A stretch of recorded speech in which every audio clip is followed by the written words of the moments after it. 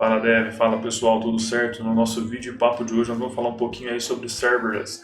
Um termo aí, um assunto que tem sido cada vez mais corriqueiro aí, mais discutido, tem se tornado cada vez mais relevante também aí para diversos profissionais das áreas de desenvolvimento de software, aí, relacionado à arquitetura de software também, cloud computing, pessoal que trabalha com cloud, provedores de nuvem diversos aí, profissionais de negócios diversos também que são impactados diretamente ou indiretamente aí pelos serviços de nuvem. Hoje em dia está tudo em nuvem, né? Então está tudo utilizando essas ferramentas de cloud. Então serverless vocês vão ver que tem tudo a ver com isso. Mas afinal, o que é isso? Serverless ou computação sem servidor? Como assim sem servidor? É possível? E tem muita gente dizendo, inclusive, que serverless é o futuro. Tem gente até falando que não é tendência mais, que já é realidade aí em várias empresas. Como é que será que está isso? Então, é sobre isso que a gente vai falar, então fica ligado aí, vamos pro vídeo.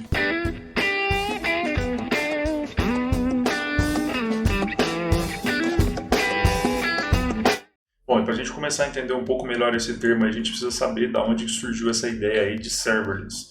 Na verdade, esse termo começou a ganhar mais força, a se popularizar, na medida que foram evoluindo aí também os serviços da AWS, que é a Amazon Web Services, né? A Amazon, eu acredito que a maioria das pessoas conheça aí como uma grande empresa de e-commerce global, e a AWS foi uma empresa que foi evoluindo aí com o tempo, no começo para suportar os próprios serviços da Amazon e depois para ganhar o mercado global aí, fornecendo computação em nuvem, é um grande provedor de computação em nuvem aí global atualmente. Com a melhoria, né, com a evolução desses dois grandes serviços aí da AWS, que em 2006 foi o Elastic Compute Cloud, que é conhecido aí como EC2, que já fornecia ali uma espécie de computação sob demanda. Para quem viu os outros vídeos aqui do canal dos fundamentos de cloud, já sacou aí que essa ideia de computação sob demanda é uma das grandes características da computação em nuvem. E em 2014, talvez foi um dos maiores marcos aí do conceito de serverless, que foi a ideia de a execução de código sob demanda. Você não dependia mais de uma grande infraestrutura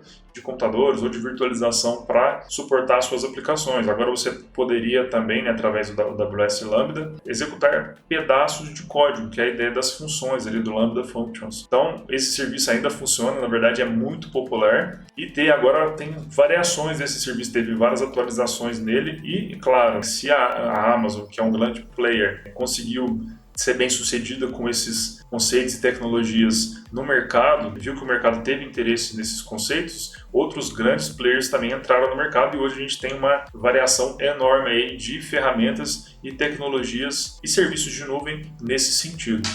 Bom, e para trazer só mais um pouquinho de contexto sobre esse conceito de computação com servidor, computação sem servidor ou serverless, eu trouxe aqui um clássico exemplo aqui de um modelo client-server, famoso aí dos livros de rede de computadores e desenvolvimento de software. Mas é bem simples para quem não conhece, tá? A ideia é que você tem aplicações ou dispositivos cliente que vão fazer uma solicitação de uma página web, por exemplo, ou de algum serviço que você vai requisitar a um servidor. Você vai acessar esse servidor através de uma rede, nesse caso aqui é representado pela grande rede aí, que é a grande rede de computadores, que é a internet. Então essa é a ideia básica de comunicação aí na internet. Você tem aplicações fazendo uma solicitação para um servidor, que muitas vezes pode ser uma página web que você está requisitando, ou uma API que você está consultando, com uma aplicação ali do seu cliente. Quando você entra no dispositivo, você vai consultar alguma coisa na sua aplicação. As aplicações elas se comunicam dessa forma. A ideia básica é que você precisa ter uma infraestrutura no seu servidor que vai suportar essas requisições que vão vir dos dispositivos das aplicações. Então, quando você chega com um conceito e que falando que não tem mais servidor, que é sem servidor, chega a ser até meio ousado ali para quem não entendeu ainda a ideia do serverless. Na prática, tecnicamente falando, não é que você não tenha servidores. A ideia é que agora, em vez de você você como empresa, como prestador de serviço, ou até como profissional de infraestrutura que ajuda a fornecer essa infraestrutura de computação.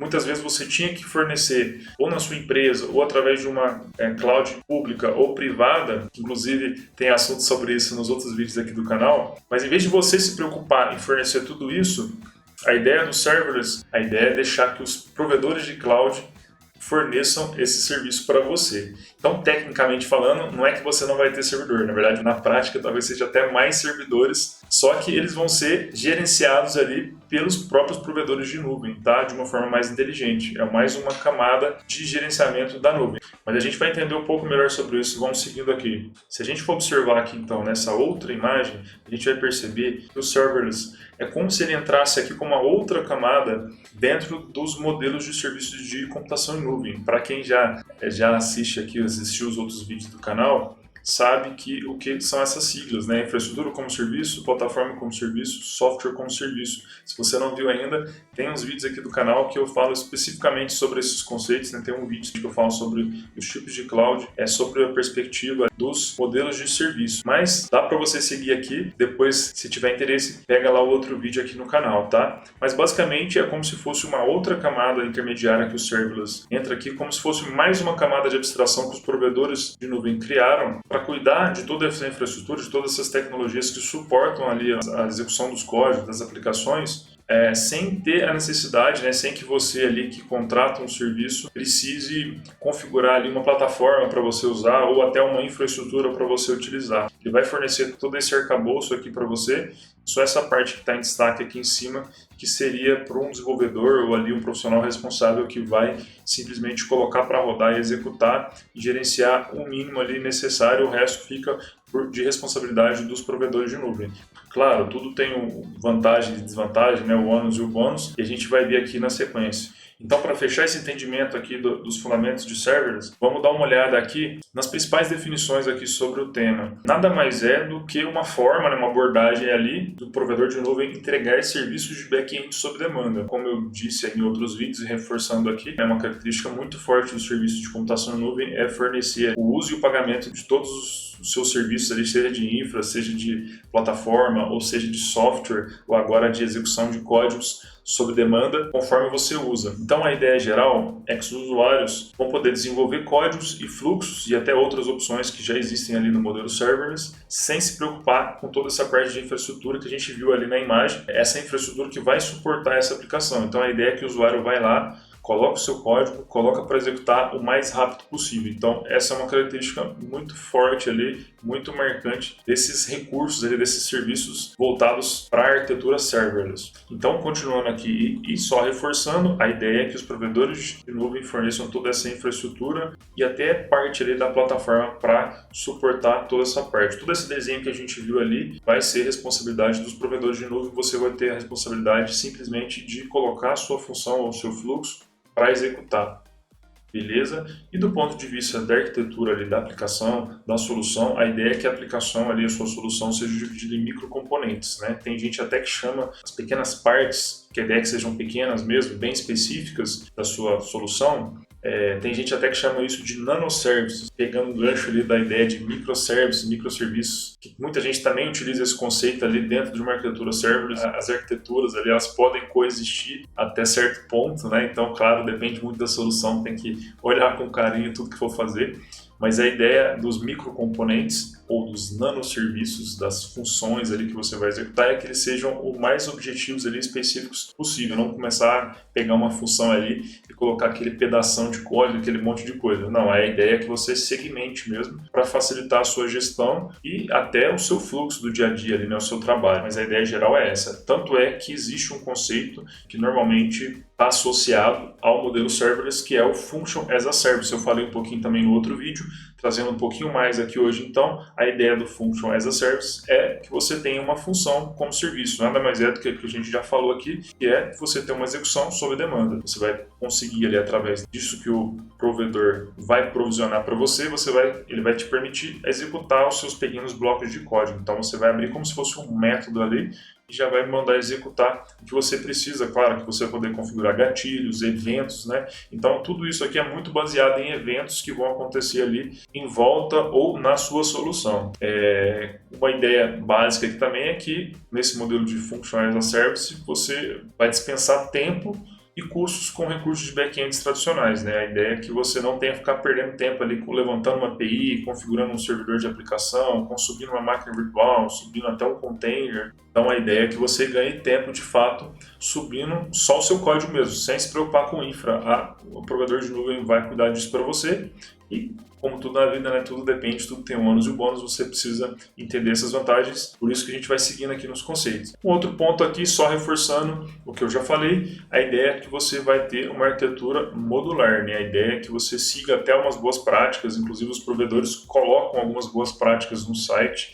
É legal sempre dar uma olhada nas sugestões de arquitetura, de como que você vai estruturar, para você não sair simplesmente plugando função e código para todo lado, tá? Você saber quando criar, a melhor forma de criar. Então a ideia é que cada função vai ter o seu propósito ali dentro de uma arquitetura modular ali de acordo com o seu objetivo. Para ilustrar isso aqui um pouquinho melhor, como que pode funcionar isso aqui dentro de uma arquitetura que você pode colocar, eu trouxe aqui algumas imagens. Olha só, essa primeira aqui eu peguei do próprio site da AWS, que mostra simplesmente aqui, eu vou passar rapidinho aqui.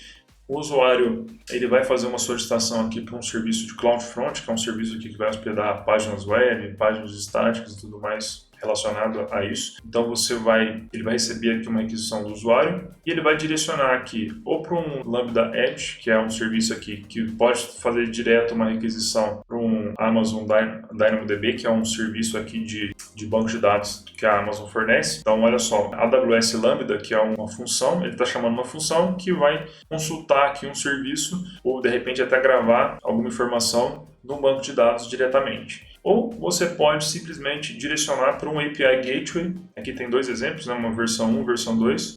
Você pode, nesse exemplo é até legal que ele mostra que você pode até ter versões diferentes da mesma função e até do Gateway, tá? Então a ideia do API Gateway é que ele vai fazer um gerenciamento de endpoints ali e vai direcionar para o endpoint que for correto. Nesse caso aqui ele vai direcionar para uma Lambda Function que vai executar uma função específica. Imagina que você tenha várias funções lá, esse aqui é um exemplo bem simples, tá? Mas imagina que você tenha várias funções de acordo com o que foi requisitado ali pelo usuário, pelo CloudFront, o API Gateway vai direcionar para a Lambda correta. Em um segundo exemplo, a gente tem aqui também um exemplo simples também, que você tem aqui o CloudFront fazendo uma requisição aqui a um Amazon S3, que pode estar armazenando aqui algum arquivo, algum recurso específico que você precisa consultar através do CloudFront. Ele pode também direcionar para um gateway, aqui uma arquitetura de microserviços, né, que aqui está exemplificando um exemplo bem simples também. Simplesmente o gateway vai direcionar para uma Lambda e essa Lambda ela pode acessar um ou até dois bancos de dados. Nesse caso aqui, a Lambda Function pode, por exemplo, estar armazenando dados ou consultando dados em ambos os bancos de dados, dependendo da instrução que você está processando ali. Ele pode, inclusive, fazer uma consulta, por exemplo, aqui, ou uma gravação num banco de dados relacional, que aqui é um exemplo do Amazon Aurora, ou no banco de dados não relacional, NoSQL, que é o DynamoDB. E continuando, tem um outro exemplo aqui, dessa vez eu peguei do site da Microsoft com os recursos do Azure, também nesse conceito de serverless. Apesar de ter começado lá com a AWS, a Microsoft também tem várias opções de serverless. Depois eu vou mostrar um pouquinho aqui no site deles para vocês. Mas qual que é a ideia aqui? Um outro exemplo bem bacana. A gente tem aqui que também mostra um exemplo diferente e ao mesmo tempo com os recursos do Azure. Então, por exemplo, você tem um usuário que faz uma autenticação aqui via Azure AD, né, para um serviço de autenticação de usuários. Ele vai chamar aqui, você tem aqui a parte de cima, né, que chama uma página web através de uma aplicação. A ideia do API Management aqui é parecida com a do API Gateway que eu mostrei na imagem anterior. Depois que o usuário está logado e a aplicação faz a requisição, por exemplo, esse API Management, que é similar ao API Gateway, ele pode fazer um direcionamento para uma function, que é o Azure Functions, que é o serviço de serverless que executa funções ou blocos de código ali da Microsoft, tá? Então você chama ali uma Azure Function e ele vai fazer, por exemplo, uma chamada no Azure Cosmos DB, que é um banco não relacional, um banco NoSQL da Microsoft. Então é um outro exemplo para vocês verem que segue a mesma lógica, tá? Então a ideia é que você aqui dentro do Azure Function, nesse caso aqui, representa o conceito de serverless dentro dessa arquitetura. Então assim é só para exemplificar que não é que existe uma coisa isolada, ela está integrada em todos esses conceitos, tá? Então você tem que entender qual serviço que você está utilizando. Então aqui um exemplo bem bacana, né? Que no caso o Azure Functions representa esse conceito do serverless. Outro exemplo também da Microsoft e com o Azure é esse aqui, mais simples do que o anterior, mas olha só que interessante. Esse daqui, ele mostra que no sistema de pedidos, por exemplo, você tem aqui o pedido chegando através de um endpoint HTTP, que chama um Logic Apps, que é considerado um serviço ali sem servidor. Ao invés de você colocar códigos para executar, você vai desenhar um fluxo de trabalho, você vai especificar ali, por exemplo, mandar um e-mail, fazer uma chamada, fazer uma solicitação ali dentro do fluxo de trabalho. Nesse caso aqui, o próprio Logic Apps pode chamar um Azure Function para fazer uma outra função específica. Então você pode ter uma execução de fluxo de trabalho aqui que chama uma função, que também é serverless. Então são dois usos de serverless aqui, tá? E nesse caso aqui também o Logic Apps ele pode também direcionar para uma fila, né? Que aqui está o exemplo do Service Bus. Ele coloca numa fila ali de mensageria para processar essa mensagem depois, e pode ter outra parte sendo executada com base no processamento dessa fila, tá? Então é simplesmente para exemplificar aqui exemplos simples, mas que à medida que você entende esses conceitos, vai ficar mais fácil para você levar para arquiteturas mais complexas e decidir no dia a dia também. Bom, e após entender um pouco melhor sobre como funcionam esses exemplos aqui na prática, eu trouxe aqui também, eu listei aqui alguns dos principais características e benefícios que normalmente estão associados aqui ao modelo e arquitetura serverless, tá? Normalmente, né, como o provedor de nuvem ele é responsável por fornecer ali toda essa infraestrutura para você, toda essa plataforma para você simplesmente plugar ali o seu recurso, o seu serviço ou a sua função para ser executada, ele tem que garantir, né, ele precisa se comprometer ali a entregar uma alta disponibilidade para ficar sempre disponível a execução da sua função e também para melhorar ali a escalabilidade e elasticidade do que você quer fazer. Claro que tudo depende da assinatura, do plano que você está fazendo, o que você está escolhendo ali. Claro, tudo tem um custo, né? Quando você está falando em alta disponibilidade, normalmente você paga mais por isso. E falando um pouquinho mais de elasticidade e escalabilidade, esses conceitos eu também trouxe bem forte ali nos vídeos anteriores dos benefícios de cloud que tem aqui no canal, mas no geral, se você tem menos usuários, você tem menos recursos alocados, pensando nesse modelo serverless. Se você tem mais usuários, você precisa de mais recursos alocados. Qual que é a vantagem disso daqui? Se você tem menos recursos alocados, imagina que você está no modelo tradicional. Se você está com uma API lá disponível, uma máquina virtual, você subiu aquele monte de coisa, está tudo o tempo inteiro ligado, você está pagando por isso o tempo inteiro ligado.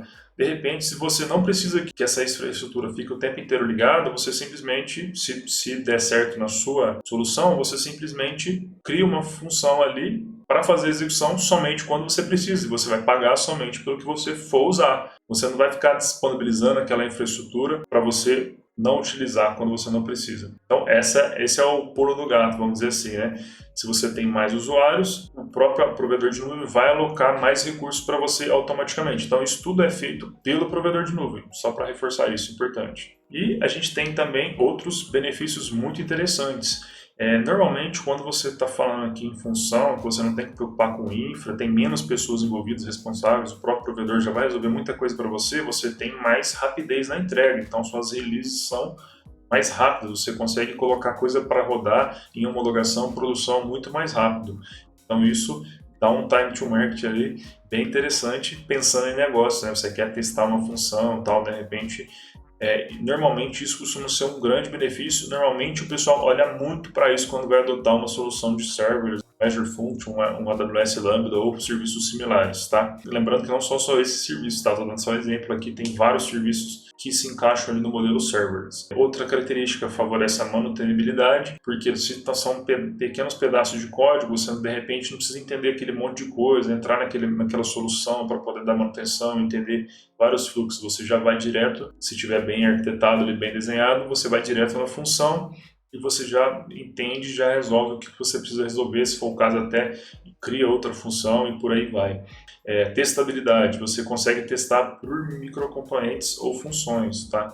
Então normalmente isso pode ser uma grande vantagem, uma vantagem bem interessante, você consegue testar ali o seu serviço, o seu nanoservice ou a sua function, o seu fluxo ali de uma maneira bem mais específica, uma vez que você sabe exatamente o que ele está fazendo ali também. Mas claro, como tudo tem Vantagens também tem desvantagens. Algumas desvantagens que pode acontecer aí quando você adota um modelo serverless. Ele pode ser mais caro para manter alguns cenários. De repente, em alguns cenários, pode ser mais interessante você levantar uma plataforma as a service ou uma infraestrutura, talvez até de containers, máquina virtual. Depende muito do seu caso, mas tem que ser analisado caso a caso. Então, por isso que muitas vezes é necessário que você tenha um apoio especializado de alguém que vai te ajudar ali, um profissional especializado, muitas vezes até de consultores especializados em arquiteturas de cloud. Tá? Então, outra desvantagem, normalmente pode ser mais difícil de prever e gerenciar esses custos, uma vez que é sob demanda. Então, se você não estiver acompanhando ali, mesmo acompanhando pode ser um pouco mais difícil, né? Quando você não sabe o que você está subindo, você não tem muita noção do preço, que você pense que você pode estar colocando uma função para ser executada, mas você também não pode não saber exatamente quanto de usuário vai consumir o seu recurso ali, a sua function, por exemplo. Então, imagina que você pode ter um pico ali que você não estava, pico de acessos, né, de processamento,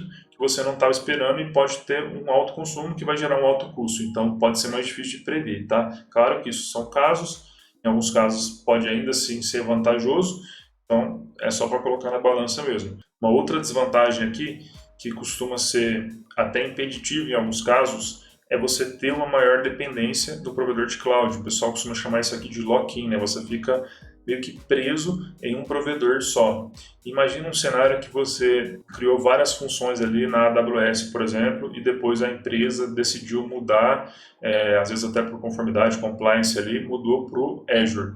Então, do dia para a noite, você não vai conseguir mudar todas as suas funções que estão alocadas ali dentro de uma Lambda Function, por exemplo, ou até de outros recursos da AWS. Então, não é tão simples quando você tem já uma infraestrutura montada especificamente usando uma estrutura de um provedor de cloud. Então, essa é uma questão muito importante que tem que ser levada em consideração, tá?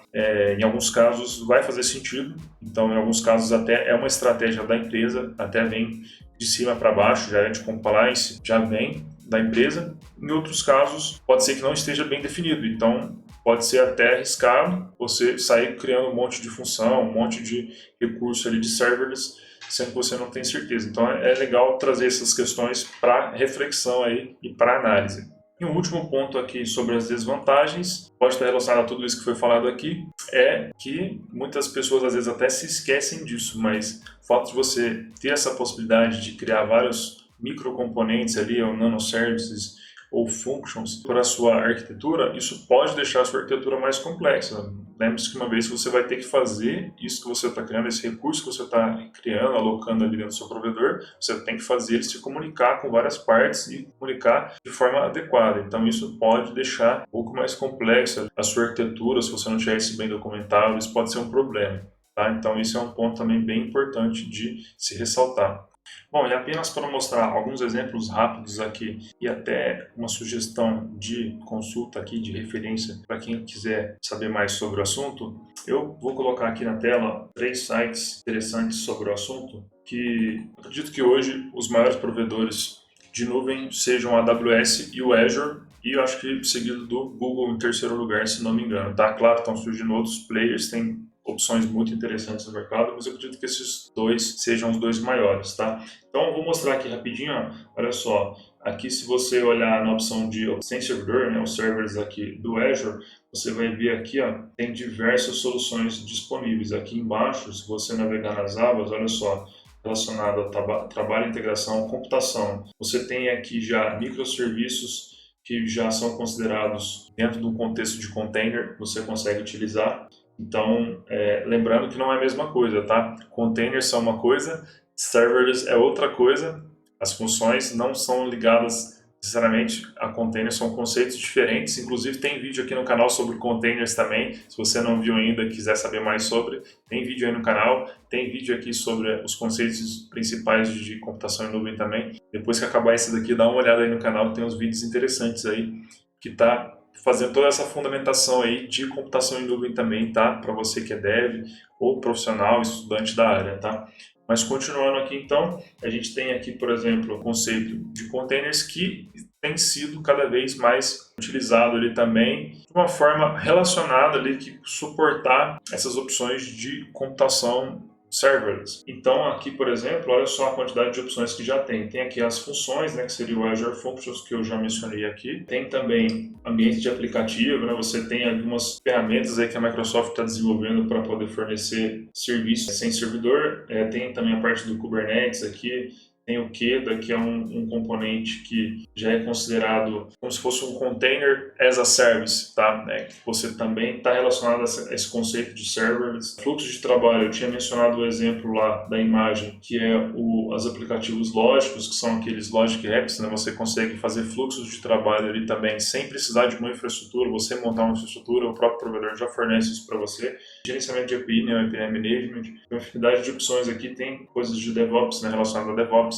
Tem a parte de CI/CD sem servidor do Azure DevOps, que você consegue configurar essas funções aí que você vai publicar, tá? Então tem questão de IA, inteligência artificial relacionada a essa questão. Você consegue usar muita coisa aqui como serviço também, bem interessante. Banco de dados também, existem algumas opções interessantes aqui. O próprio Cosmos DB pode ser considerado aqui em algum contexto como uma ferramenta voltada ali para servers também. A parte de armazenamento sem servidor está relacionada ali ao Blob Storage. Então, só para mostrar aqui rapidinho as opções do Azure, tá? Então, só dá uma olhadinha aqui que vocês vão ver várias opções. Passando um pouquinho aqui na AWS, olha só, de cara ele já sugere aqui o AWS Lambda e o AWS Fargate. Você consegue, por exemplo, subir a sua API, ali, a sua aplicação dentro de um container da AWS através do Fargate, tá? Então ele mesmo já provisiona isso aqui numa infraestrutura serverless dele. Tem aqui, por exemplo, o Event Bridge para você fazer tratamento de evento, né? Um barramento de eventos que funciona também numa infraestrutura serverless, está até aqui sem servidor. Tem o Step Functions, né, que você vai orquestrar fluxos de trabalho também parecido com a ideia do Logic Apps do Microsoft. Tem o Amazon SQS, que é um serviço de fila, né, de mensageria também. Tem aqui vários outros. Se eu for ficar falando aqui, o vídeo vai ficar muito grande, mas olha só a quantidade de serviços, é só pesquisar aqui com servers que você vai achar uma infinidade de coisas aqui na AWS. E um terceiro exemplo, já que aqui nesse caso não é um provedor de nuvem, eu quis trazer um terceiro exemplo aqui, mas é interessante. Existe um site que se chama serverless.com. Esse site não é um provedor de nuvem, ele é um framework. Eu acredito que seja a definição mais correta aqui, seja que ele é um framework voltado para serverless. Então vale a pena dar uma olhada aqui para entender. Ele já meio que facilita, ele já abstrai algumas questões aqui, como que você vai utilizar serverless. Inclusive, ele dá até algumas sugestões aqui de como que você vai estar criando as funções aqui e tal, dentro desse template que ele já te sugere aqui. Então, vale a pena dar uma olhada também para entender um pouco mais desses conceitos. Bom, e para fechar então, eu só queria trazer uma imagem aqui que eu achei bem interessante, porque ela resume bem o que está acontecendo aqui com os negócios, né, o movimento de mercado, tendências, até meio que para ajudar a gente a refletir aí sobre essa questão de se serverless vai ser o futuro, aí, se já é o presente ou não, se vai ser tendência. Eu acredito que a tendência vai ser aumentar muito, a gente está vendo isso acontecer na prática. Olha só, esse gráfico inclusive mostra isso. A ideia é que tudo que aumente ali a rapidez de disponibilidade de uma solução para o mercado, né? No caso, você aumentar ali, aqui tá até nessa ponta do gráfico, tá dizendo, né, que você está aumentando o foco em negócio, né, na camada de negócio. Então, a ideia é que você aumente e também você diminua o foco em provisionamento. Olha só, se você for para a direita aqui, você está diminuindo o foco em provisionamento. Provisionamento no sentido de você mesmo provisionar. Então, você diminui o seu foco em provisionar e aumenta o seu foco para o negócio. Então, isso é um movimento que tem acontecido muito e eu achei muito legal essa imagem porque ela mostra, né? Esse BM aqui significa Bare Metal, que está relacionado a soluções mais ligadas à infra, a parte mais física ali. Depois a gente tem aqui o cenário das Virtual Machines, né? Que são as VMs, as máquinas virtuais ali que foram altamente adotadas, ainda são, né, em muitos casos, mas que vem sendo ali, em muitos casos também já vem sendo substituídas pelos containers, casos em que é possível você migrar para container. E por último aqui, o último movimento que a gente tem visto é uma adoção em larga escala, né, por várias empresas e várias equipes, utilizar essas soluções de serverless. Então, tem sido uma solução muito interessante para os provedores de nuvem, porque eles conseguem ter mais controle e às vezes até mais lucro em alguns casos, fornecer soluções mais rápidas, com isso eles conseguem vender mais e ter mais mais lucratividade e os negócios conseguem responder mais rápido também. Mas claro, tudo isso aqui, eu achei legal essa imagem para ilustrar, para resumir bem o conceito, mas é muito importante fazer uma ressalva, né? A ideia não é que isso aqui seja que quando você chega o container substituiu as VMs e chegou o server substituiu os containers. Não, não é essa a ideia. Isso aqui é simplesmente para mostrar um movimento de mercado, de focar mais em negócio e aumentar a rapidez de provisionamento. Você não tem que se preocupar com detalhes de infraestrutura. Isso é um movimento de mercado muito comum, tem se refletido em outras questões, em outras tecnologias também. Só que a ideia, na verdade, é que tudo isso vai coexistir seguindo esse movimento. Vai deixar de existir container? Pelo contrário, a gente viu ali na imagem do site da Microsoft que as coisas estão coexistindo. Você consegue, de repente, usar uma solução que usa container, Kubernetes, por exemplo, com o serverless, com a ideia do serverless. A AWS também tem várias soluções que misturam esses conceitos. Então, a ideia é entender bem esses conceitos para poder estar sabendo quando melhor aplicar cada um deles, tá? Então, essa é a grande dica aqui, a grande reflexão que eu quero trazer. E, para fechar, só queria trazer aqui uma última reflexão, pegando o gancho aí dessa última imagem, que a gente viu ali é que a tendência é que a gente aumente o nosso foco em negócio, deixe as coisas mais produtivas, e para isso a gente vai precisar dessas camadas de abstração, como o serverless tem feito, os containers e vários outros conceitos ali na programação também, né? A gente consegue encapsular detalhes, a gente não precisa ficar sabendo de todos os detalhes, cuidar de todos os detalhes. Com isso, né, a gente consegue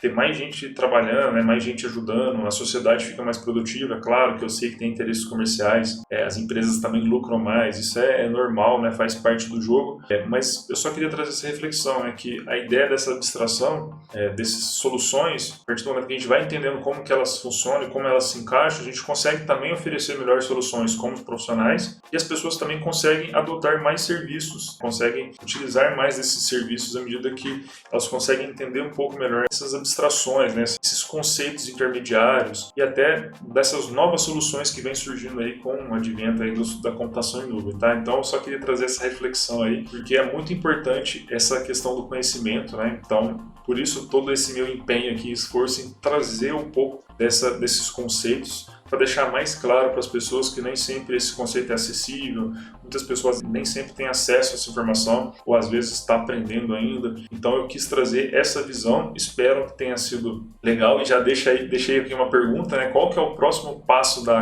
abstração aí relacionado ao desenvolvimento de software, TI, tecnologia, infraestrutura, computação em nuvem? O que você acha que vai acontecer como tendência aí, tá? A gente fez um exercício de reflexão aqui, olhou um pouco para o passado, o que aconteceu, o que vem acontecendo, o que você acha que vai acontecer no futuro aí, o que mais que tem aí por vir? Tem inteligência artificial, tem metaverso, tem coisas do tipo, mas o que vocês acham que vai acontecer? Deixa a resposta aí. Bom, então é isso, não deixe de curtir e compartilhar esse conteúdo. Me deixa saber aí nos comentários se ficou com alguma dúvida, tem alguma sugestão de tema, o que você quer ver aí de exemplo de serverless e outros assuntos aqui também no canal. Não deixe de conferir também os outros conteúdos lá, deixe lá seu comentário. Toda a interação me ajuda muito aqui com esse projeto, com esse canal, tá? Muito obrigado por ter assistido até aqui e encaminhe esse vídeo aí também com outra pessoa que você acha que vai contribuir, tá? Muito obrigado e até a próxima. Valeu!